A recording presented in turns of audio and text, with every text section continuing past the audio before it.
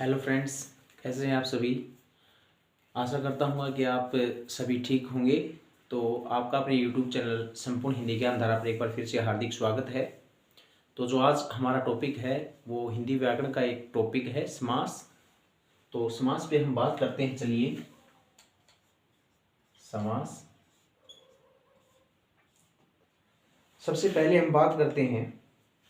समास से पहले अगर बात करें संधि और समास में अंतर क्या है। संधि की अगर बात करते हैं, दो वर्णों के मेल,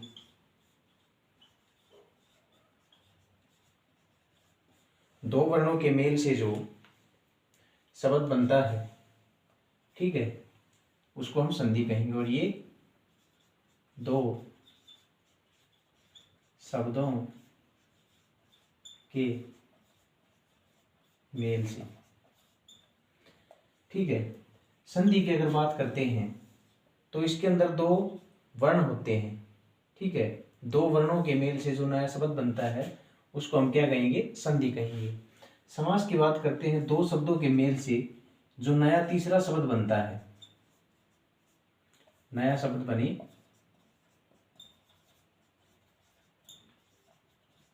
उसको क्या कहेंगे, समास कहेंगे। अब थोड़ी सी बात कर लेते हैं उपसर्ग और प्रत्ययों की, क्योंकि ये चीजें हैं जो हमारे आगे समास के जो भेद हैं उनमें हमें आसानी से चीजें क्लियर होती चलेंगी कि ये कौन से समास के जो हैं भेद हैं। तो सबसे पहले बात करते हैं उपसर्ग क्या होते हैं। जो शब्दों के शुरुआत में जुड़कर उनको नया अर्थ प्रदान करें,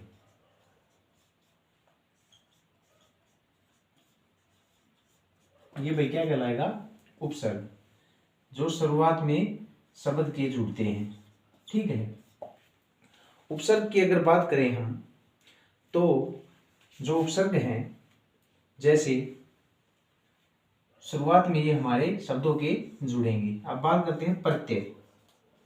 प्रत्यय उपसर्ग हैं, उपसर्ग शब्द के शुरुआत में जुड़ते हैं। प्रत्यय हैं शब्द के पीछे जुड़कर, ठीक है। प्रत्यय है वो शब्द के पीछे जुड़ेंगे भाई। ये कोई शब्द है उसके अंत में जो है ये प्रत्यय लगेगा।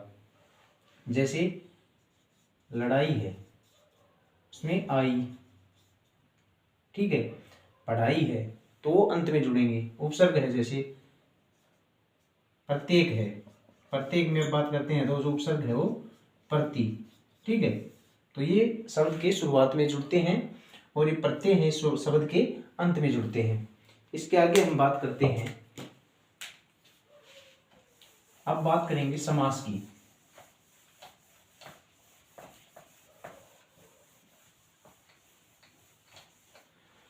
अब बात करते हैं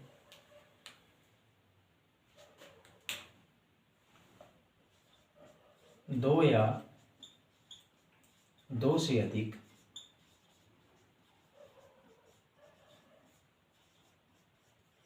शब्दों के मेल से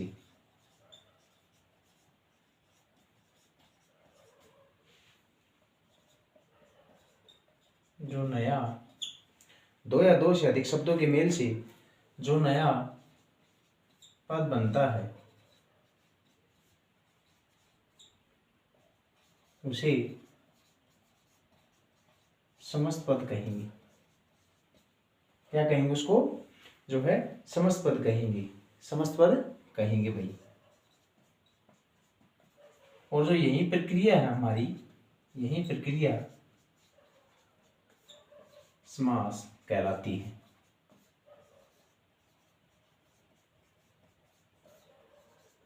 अब देखो भाई क्या कह रहा है कि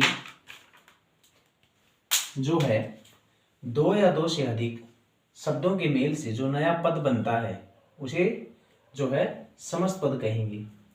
यही प्रक्रिया हमारी क्या कहलाएगी, तो समास कहलाएगी। अब अगर हम बात करते हैं समास का अर्थ क्या होता है, समास का अर्थ क्या होता है? समास के अर्थ की बात करते हैं तो मेरे बेटा संक्षेप करना। क्या आएगा? संक्षेप करना या छोटा करना। ठीक है भाई, छोटा करना। हमसे पूछ सकता है बड़ी चीज को जो है छोटे में उसको विभाजित करके छोटा करना जो है वो कहलाएगा समास।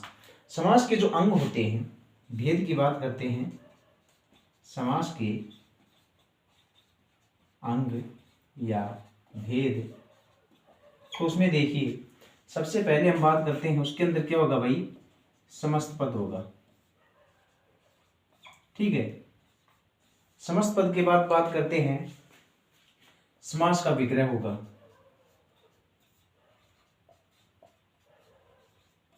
उसके बाद बात करते हैं पूर्व पद होगा, आगे होगा उत्तर पद। समास के भेदों की बात करने से पहले हमें इन चार चीजों की जो है बातें पता होना चाहिए कि इसके अंदर जो मुख्य मुख्य अंग है वो कौन कौन से होंगे। तो समस्त पद, समास विग्रह, पूर्व पद और उत्तर पद, ये चार चीजें जो है एक समास का जब विग्रह करेंगे तो उसके अंदर हमें पता होना चाहिए। अब आगे बात करते हैं, जैसे एक एग्जाम्पल के माध्यम से बताता हूं। एग्जाम्पल है युधिष्ठिर। युधिष्ठिर, युधिष्ठिर जो है, ये जो संपूर्ण युधिष्ठिर हो गया, ये शब्द क्या होगा भाई? ये तो हो गया समस्त पद। ठीक है, अब इसका हम समास विग्रह करते हैं, युद्ध में स्थिर। युद्ध में स्थिर, तो जो ये है ये हो गया पूर्व पद, ये हो गया जो है उत्तर पद। ठीक है भाई, तो समस्त पद की बात करते हैं तो युधिष्ठिर जो शब्द है वो समस्त पद हो गया। अब इसका अगर समास का विग्रह करते हैं हम, युद्ध में स्थिर जो हो गया पूर्व पद हो गया युद्ध, और जो स्थिरता है उसकी दर्शाने वाला क्या हो गया? उत्तर पद।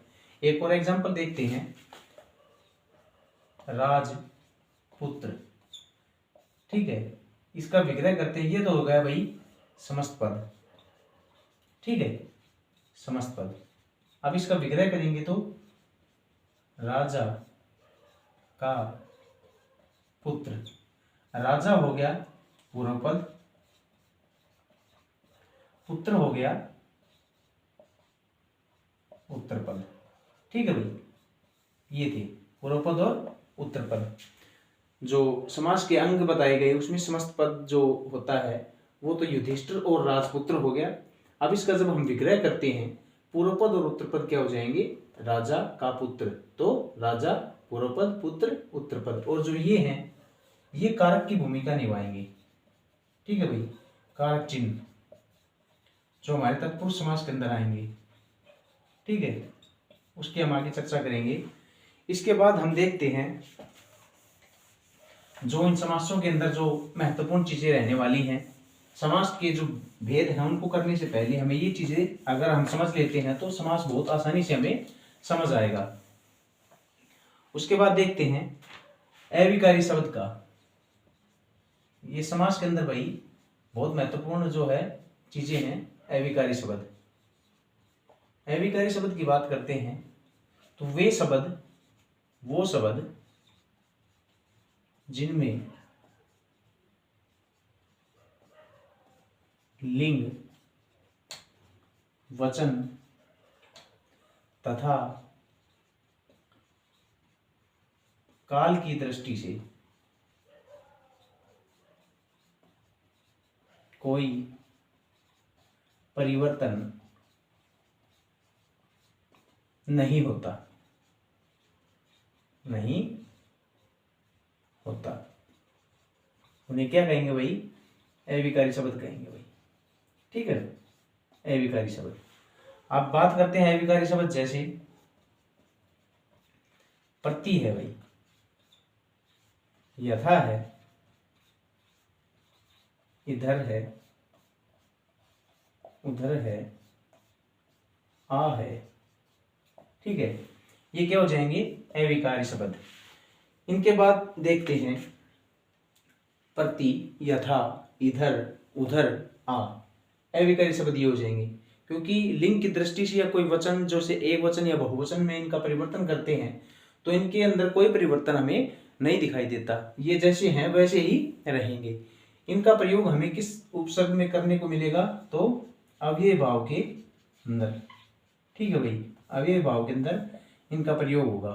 ठीक है, जो अविकारी शब्द हैं उनका।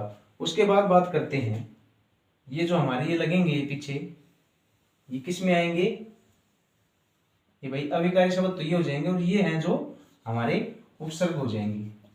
ठीक है, उपसर्ग में, और ये किस में होंगे, अव्यय भाव के अंदर। उसके बाद बात करते हैं विलोम शब्द। विलोम शब्द, विलोम शब्द, विलोम शब्द की बात करते हैं, जैसे हवा, पानी, ठंडा, गर्म, माता, पिता। ठीक है भाई, हवा, पानी, ठंडा, गर्म, माता, पिता, तो ये हो जाएंगे विलोम शब्द। ये हमें किस में देखने को मिलेंगे, तो भाई द्वंद्व जो हमारा समास है उसमें ये चीजें हमें दिखाई देंगी। ठीक है, ये अभी हम देख लेते हैं। उसके बाद हम जब इनको करेंगे द्वंद्व समास को, अविभाव समास को, बहुब्रीहि समास, तो ये चीजें हमें जो है अविकारी शब्द, विलोम शब्द, उपसर्ग, ये सारी चीजें हमें उनमें जो है दिखाई देंगी। जो है आगे बच गया विशेषण या विशेष्य। आगे बात करते हैं, देखिए विशेषण और विशेष्य।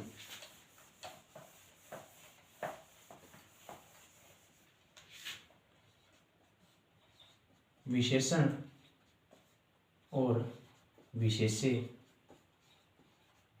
ठीक है, जैसे एग्जाम्पल देखते हैं हम,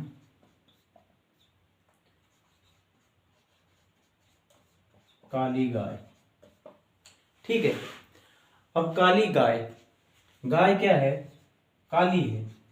ठीक है भाई, तो उसकी विशेषता बता रहा है, ये काली क्या हो जाएगी, ये तो हो जाएगा भाई विशेषण। गाय है वो क्या हो जाएगा, विशेष्य। ठीक है, विशेषण और विशेष्य। इसके बाद अगर हम बात करते हैं, ये हमारे लिए बहुत इंपॉर्टेंट है, समास के भेदों में अगर हम बात करेंगे अब, तो जो समास के भेद हैं वो हमें कितने बताए गए हैं उसके ऊपर हम चर्चा कर लेते हैं एक बार। जो समास के भेद हैं वो प्रधानता के आधार पर अगर बात करते हैं, प्रधानता के आधार पर भेद, तो वो कितने बताए हैं भाई, चार। चार जो भेद हैं वो प्रधानता के आधार पर बताए हैं। अगर बात करते हैं संख्या के आधार पर, संख्या के आधार पर कितने हैं, तो भाई 6। ठीक है, कौन कौन से हैं, नंबर बात करते हैं हम, समास, सबसे पहले बात करते हैं अव्ययी भाव समास, नंबर 2 पर बात करते हैं द्वंद्व समास, नंबर 3 पर बात करते हैं जो है अव्ययी भाव समास, द्वंद्व समास, बहुव्रीहि समास,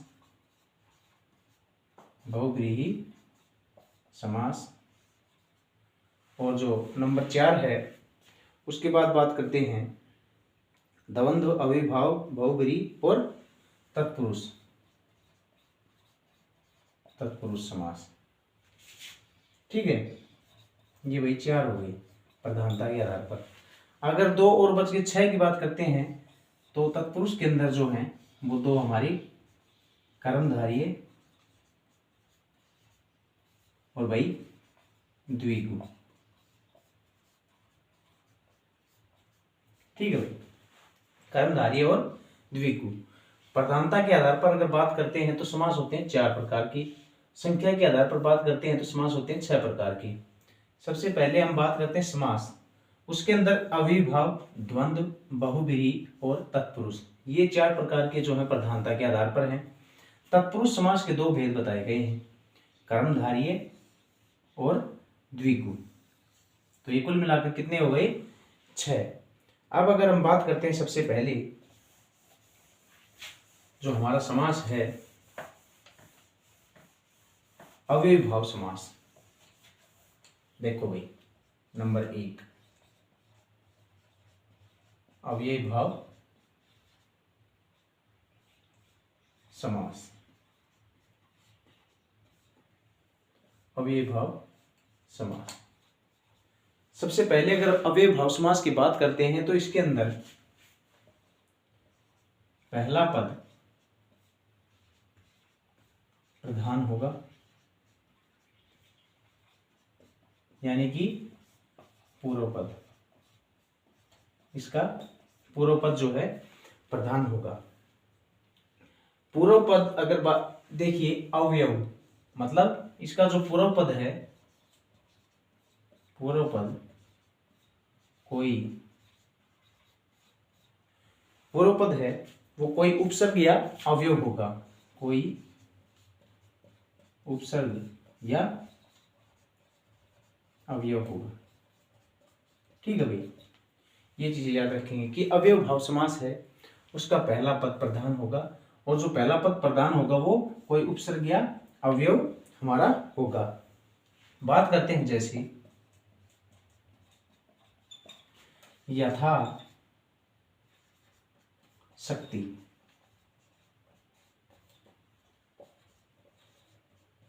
शक्ति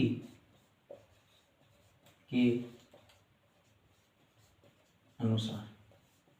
ठीक है भाई, जो इसमें बताया गया है, जो हमारा समास है अव्यय भाव, उसमें पहला पद जो है हमारा प्रधान होगा, और जो पहला पद हमारा प्रधान होगा वो क्या होगा? कोई उपसर्ग या अवयव होगा। जैसे यथा शक्ति, जो ये पूर्व पद है ये प्रधान होगा। ठीक है भाई, पूर्व प्रधान। शक्ति के अनुसार, तो किसके अनुसार बातें हो रही हैं? शक्ति के अनुसार। ठीक है, प्रति दिन, मतलब प्रत्येक जो है दिन, प्रत्येक दिन के अंदर क्या हो जाएगा? जो है प्रति, ये हमारा जैसे उपसर्ग हो गया प्रति। ठीक है, अब बात करते हैं भर पेट। भर पेट, पेट भर के। ठीक है, भर पेट। रातों रात, रातों जो है रात, रातों रात के बाद आजीवन, जैसे आजीवन क्या हो जाएगा? जीवन भर, जीवन भर। तो ये किसकी उदाहरण हो जाएंगे भाई? अव्यय भाव की, क्योंकि इनके अंदर पहला पद प्रधान हो जाएगा या कोई पहला पद हमारा होगा वो उपसर्ग या अवयव होगा। तो जैसे आ है, यथा है, ठीक है, भर है, रातों रात में, प्रतिदिन में प्रति है, प्रत्येक है। ठीक है, जो रातों रात, ये शब्द किसके हो जाएंगे? तो भाई यथा सामर्थ्य, यथा सामर्थ्य, यथा सामर्थ्य, सामर्थ्य के अनुसार, सामर्थ्य के अनुसार। तो ये यथा किस में हो जाएगा भाई? अव्यय भाव में। तो ये जो है अव्यय भाव समास है, इसके अंदर पहला पद प्रधान होगा। अगर पहला पद जो प्रधान है हमारा, उसके अंदर क्या होगा? उपसर्ग या अवयव आएगा। ये इसके उदाहरण थे। अब इसके बाद बात करते हैं, अगला जो समास है वो है द्वंद्व समास। देखिए नंबर 2 है द्वंद्व समास। द्वंद्व समास की अगर हम बात करते हैं, इसमें दोनों पद प्रधान होंगे,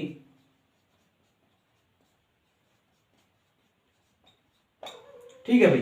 द्वंद्व समास में दोनों पद क्या है, प्रधान होंगे, और जो दोनों पदों के बीच, दोनों पदों के बीच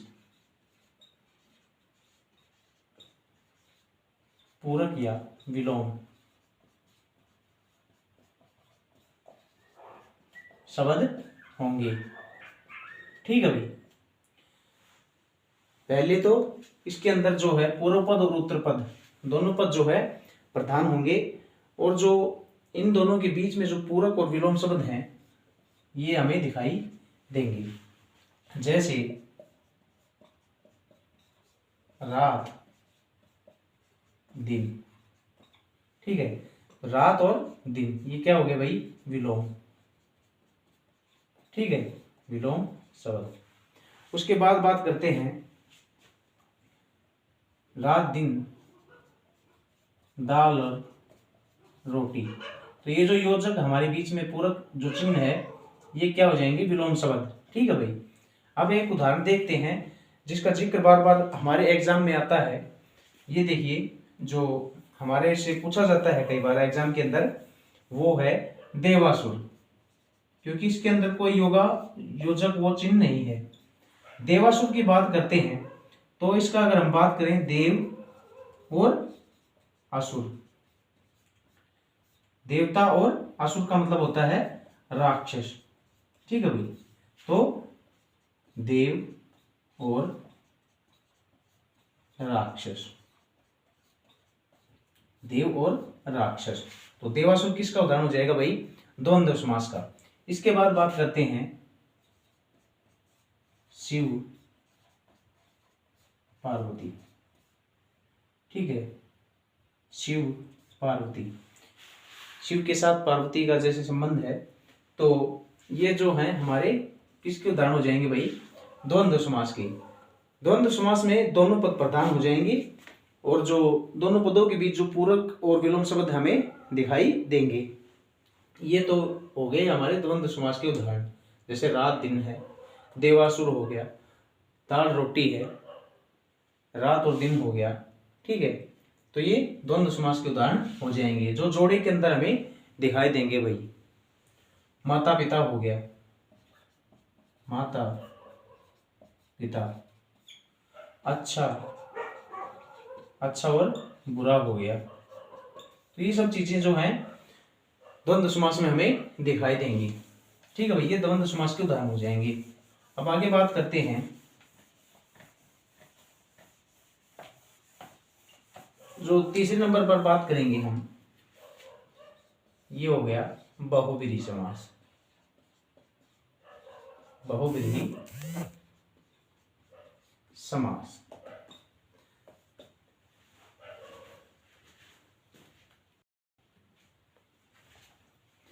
बहुव्रीहि समास के अंदर बात करते हैं, इसके अंदर जो दोनों पद हैं वो भाई गौण होंगे। दोनों पद जो हैं, पूर्व पद और उत्तर पद, ये तो क्या हो जाएंगे, गौण हो जाएंगे। और जो अन्य पद है, यूं कहें तीसरा पद जो है प्रधान होगा। ठीक है भाई, इन दोनों पदों को छोड़कर ये दोनों तो हो जाएंगे गौण, और जो तीसरा पद होगा हमारा वो होगा इसके अंदर प्रधान। ठीक है, तो वो हो जाएगा बहुव्रीहि समास। एग्जाम्पल हम देख लेते हैं, जैसे दशानन है, दशानन, 10 हैं सर जिसकी, तो भाई दशानन का नाम लेते ही हमें कौन याद आते हैं, रावण। ठीक है, तो तीसरा पद क्या हो जाएगा, रावण जो है वो बहुव्रीहि समास का कार्य करेगा। यहाँ तीसरा पद प्रधान कौन सा होगा, तो रावण, दशानन।